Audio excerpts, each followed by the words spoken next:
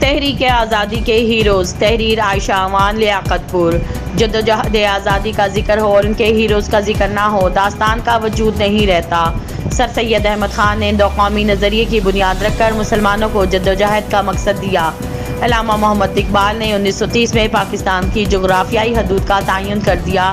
آپ نے اپنی شاعری کے ذریعے مسلم قوم کو بیدار کرنے کی کوشش کی۔ محمد علی جناح نے پاکستان کو حاصل کرنے کے لیے دن رات ایک کر دیا۔ 1933 کو چودھری رحمت علی نے اس ملک کو پاکستان کا نام دیا، ایک مجلہ شائع کیا، اب نہیں تو کبھی نہیں۔ تحریک آزادی کا تقریباً ہر فرد ہی ہیرو تھا۔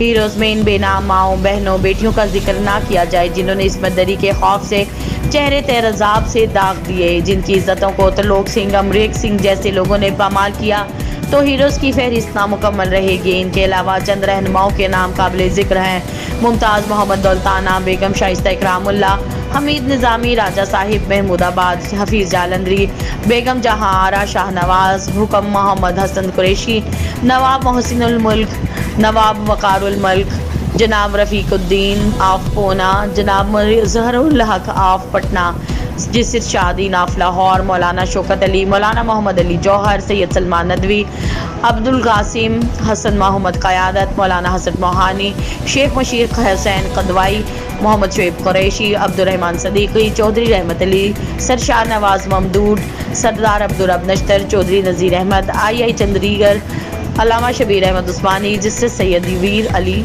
محترمہ فاطمہ جناح اور دیگر شامل تھے۔